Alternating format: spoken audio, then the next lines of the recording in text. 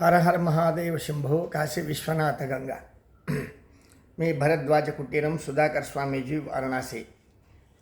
అయినా ఈరోజు ఈ పోస్ట్ బెంగళూరులో నుంచి చేస్తున్న కర్ణాటక రాజధాని అయినటువంటి మహానగరము, ప్రపంచంలోనే అత్యమూల్యమైనటువంటి వాతావరణానికి తల్లి లాంటి స్థలము ఈ కర్ణాటక బెంగళూరు, బెంగళూరు. ఇక్కడ అన్నమ్మ, బనశంకరమ్మ అని దివ్య దేవతలు, ఒక గ్రామదేవత, ఒక శక్తి దేవత ఉంటారు. గ్రామదేవత, శక్తి దేవత వేరుగా లేరు. ముందుగా మనం చెప్పుకున్నట్టే అర్థమైన గృహే గృహలక్ష్మి, గ్రహే గ్రామలక్ష్మి, గ్రామే శక్తి లక్ష్మి అనేట్లుగా అర్థమైన అన్నిట్లోనూ శక్తి దేవతలు ఉన్నారు. ఆ శక్తి దేవత ప్రత్యేకించి బనశంకరి మాత, అన్నెమ్మ మాత అని, అన్నెమ్మ తల్లిని బెంగళూరు గ్రామదేవత. విచారానికి వచ్చేస్తాను. మనిషి జన్మ సార్థకం చేసుకునేదానికి మనిషి నువ్వు ఉన్నావంటే నీకు జన్మకారకులు ఇద్దరై ఉంటారు. ఒక శివాశక్తులు అంటే తల్లి తండ్రిని.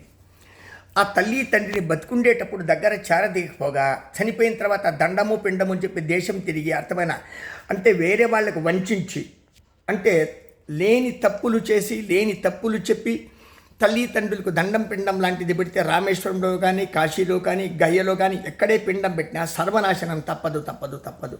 అంటే దండం పిండం పెడితే సర్వనాశనం కాదు. అంటే భక్తి లేని పూజ పత్రి చేయటం. భక్తి లేకుండా కానీ దండం పెట్టి కన్నవాళ్ళను మోసం చేసి దొంగతనాలు దోపిడీ లాంటివి చేసి తల్లిదండ్రికి దండం పెట్టినా పిండం పెట్టినా అది కుదరదు, జన్మ సార్థకం కాదని ఇందుముఖంగా తెలుపుతున్నాను. నాతో ఎరుకగలిగి మన ఛానల్ను సబ్స్క్రైబర్ చేసుకుని మన ఛానల్ను ఫాలో చేసేటువంటి వారికి దేశం గురించి, ధర్మం గురించి, అర్థమైన మనిషి జీవితం గురించి కొంచెమైనా కించిత అవగాహన ఉండేవారి గురించి మాత్రమే ఇది తప్ప పండితులు, ప్రాజ్ఞులు, మహా ఎక్స్ట్రా వాళ్ళ కోసం కాదు. అంటే సన్నగా తెలియని వాళ్ళ కోసమే మా ఈ ప్రజ్ఞ.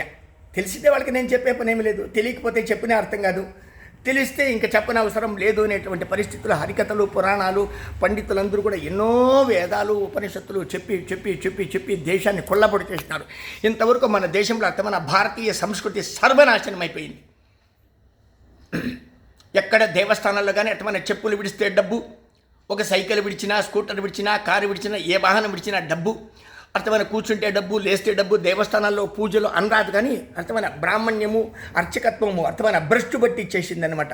అంటే సర్కారాలు కానీ, అధికారాలు కానీ, అథవా అక్కడ కలిగినటువంటి ఒక తర పెద్ద మనుషులు, అర్థమైన ఒక తర స్టంట్ ఇచ్చేటువంటి చక్రవర్తులు. ఎందుకు ఈ మాట చెప్తానంటే, నేను దేశంలో అంటే మన భారతదేశంలో మూలలో తిరుగుతున్నా. ఏ దేశానికి పోయినా, ఏ రాష్ట్రానికి పోయినా, ఏ భాషకు పోయినా అక్కడ విచిత్రమైనటువంటి హింసలతో ఉంటుంది. ఇది భారతదేశం ప్రకృతిలో మాత్రమే అర్థమైన సనాతన ధర్మంలో మాత్రమే ఈ పద్ధతి ఉంటుంది. మిగతా వేరే అన్య మతాల్లో, అన్య తీర్థక్షేత్రాలు లాంటివి ఏదో ఉంటాయి కదా, అక్కడ ఇటువంటిదంతా లేదు. వాళ్ళకు ఒక్కట్టు ఉంది అనమాట. మనకు భారతదేశంలో హిందూ ధర్మంలో, సనాతన ధర్మంలో సనాతనీయులైనటువంటి ఒక ప్రాజ్ఞులు అంటే బుద్ధిమంతులకు మనకే ఏకాగ్రత ఒగ్గట్టు లేదు. ముఖ్యంగా చెప్తాను, తల్లి దేవత, తండ్రి దేవత, మనకు మంచి మాటలు చెప్పేటువంటి సుహృతు మిత్రుడు దేవత, ముగ్గురు దేవతలను గుర్తుపెట్టుకుంటే ముఖ్యంగా మంచి నడుస్తుంది. అంటే చాలా రోజులే నేను పోస్టులు పెట్టి వ్యూస్ కోసమో, లైకుల కోసమో, టీఆర్పీల కోసమో, అథవా పైసల కోసమో, ఒక తరహా పబ్లిసిటీ కోసమో నేను మాటలు మంత్రాలు చెప్పడం లేదు.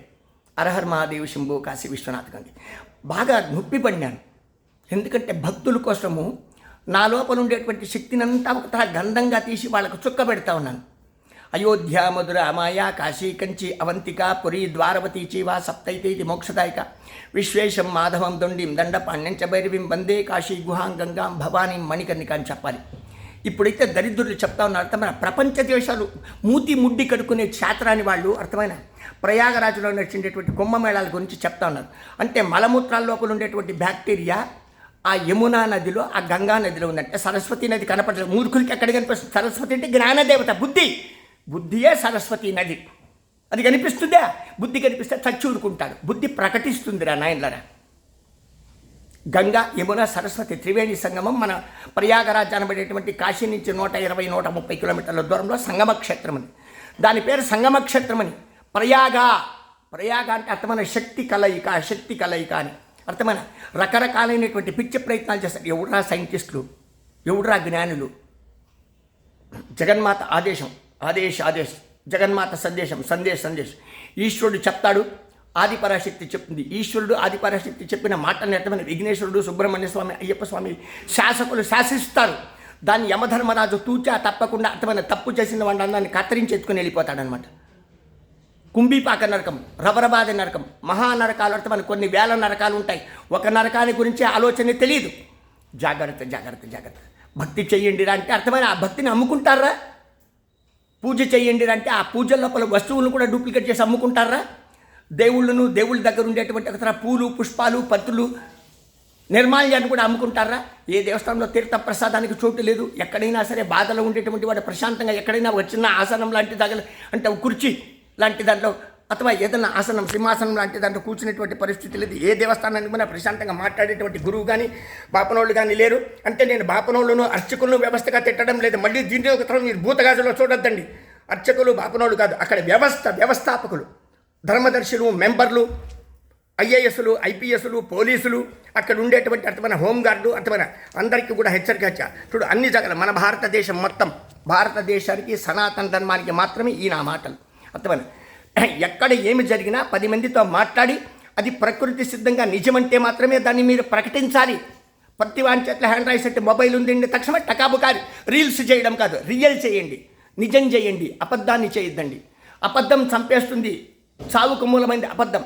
నిజము మిమ్మల్ని చంపదు, బతికిస్తుంది, శాశ్వతమైనటువంటి కీర్తి కిరీటాలు పెడుతుంది. అంటే నిజం అనేది సూర్యచంద్రుడు లాంటిది, నక్షత్రాలు లాంటిది, ఆకాశం లాంటిది, భూమి లాంటిది, గాలి లాంటిది, నీళ్లు లాంటిది, నిప్పు లాంటిది. పంచభూతాలే సత్యం, నిజం. నిజాన్ని పట్టుకోకపోతే అందరూ చచ్చూరుకుంటారు. ఏ జాతి కానీ, ఏ భాష కానీ, ఏ కాలం కానీ, ఏ దేశం కానీ, ఏ రాష్ట్రం కానీ. అంటే నిజం సత్యం అనేటువంటి అర్థమైన దేవతల్లో అర్థమైన శివానుగ్రహం అంటుంది. ఈశ్వరస్య సర్వభూతానం మనం చెప్పుకునే మాట. సనాతని శక్తి దేవత, ఆదిశక్తి అమ్మ. హ్రీంకారాసన గర్భితానలసికాం సౌక్లీం కళాం బిభ్రతీం సౌవర్ణాం భరదారిణీం వరసుదా దౌతాం త్రినేత్రోజ్వలాం వందే పుస్తుకపాశమంకుశధరాం సద్భూషితాముజ్వలాం త్వాం గౌరీం త్రిపురాం పరాత్పరకళాం శ్రీచక్ర సంచారిణి గంగా భవానీ గాయత్రి కాళీ లక్ష్మీ సరస్వతి రాజరాజేశ్వరి బాలా శ్యామలాస్తి లలితాంబిక నవదుర్గా మహాకాళీ బ్రహ్మ విష్ణు శివాత్మకం త్రికాల జ్ఞాన సంపన్నం నమామి భువనేశ్వరం. మా గడ్డం మీద బొట్టు, మా మాలల మీద బొట్టు, మా ఆచ్ఛాదనమైనటువంటి గంధము కుంకుమ మీద ఒట్టు అంటే ప్రమాణం. అర్థమైన అబద్ధాన్ని ప్రచారం చేయబాకండి ఎవరైనా సరే. హెచ్చరిక. నిజాన్ని ప్రచారం చేయండి. మీ ఇచ్చండి అయితే అన్నీ మూసుకుని కూర్చొని ఉండండి. అర్థమవుతుందా? గంగా నవదుర్గా ప్రకీర్తిత. ఎక్కడ నీళ్ళైనా కింద తుడుచుకునేది కడుక్కునేది కాదు. గంగ ప్రాణం పోస్తుంది. జాగ్రత్త శుభ. అర్థమైన గంగా నదిలో, యమునా నదిలో బ్యాక్టీరియాలు చెడ్డముందని ప్రకటిస్తూ ఉన్నారు. సర్వనాశనం అయిపోగలరు. తప్పదు. అర్థమైన ఇప్పుడుది కాదురా, యుగాంతరాల గంగ. బ్రహ్మదేవుని కమండలంలో గంగ ఉంది, ఈశ్వరుని జటాచుటం జుట్లో గంగ ఉంది, విష్ణు పాదాల దగ్గర ముడ్డి కింద గంగ ఉంది. అంటే బ్రహ్మ విష్ణు మహేశ్వరాదులు గంగలోనే ఉన్నారు. మొత్తం ప్రపంచం సర్వసృష్టి గంగలోనే ఉంది. గంగ లేకుంటే మీరు గుళం అయిపోతారు. స్వాహ. జాగ్రత్త. భారద్వాజ కుటీరం, సుధాకర్ స్వామీజీలు అందరికీ ఆశీర్వాదాలు. శతమానం భవతి శతమనంతం భవతి శతాయు పురుష శతాయుష్యేంద్రియ ప్రతిష్టతి. మీరు భిక్షం పెడితే భిక్షాపాత్ర నంబర్ 9343797339. ఇది మృత్యుంజయుని త్రిశూలం లాంటిది, పాశుపరాష్ట్రం లాంటిది. ఈ నంబర్లో అర్థమైన చర్చలకు, ఉత్తర ప్రత్యుత్తరాలకు తావులేదు. దండం పెట్టడము, భిక్షం పెట్టడము. ఇష్టముండి భిక్షం పెట్టి దండం పెట్టి అర్హర్ మహాదేవ్ గురువు గారికి నమస్కారం అంటే ఆశీర్వాదాలు దండిగా మెండుగా దొరికిపోతాయి. జాగ్రత్త. అంటే మన ధర్మాన్ని కాపాడండి. గంగను, గౌరీని, గంగాధరుని, గోవును, గురువును తక్కువ అంచనా వేయబాకండి. జాగ్రత్త. అర్హర్ మహాదేవ్. సత్యమేవ జయితే ధర్మమేవ జయితే.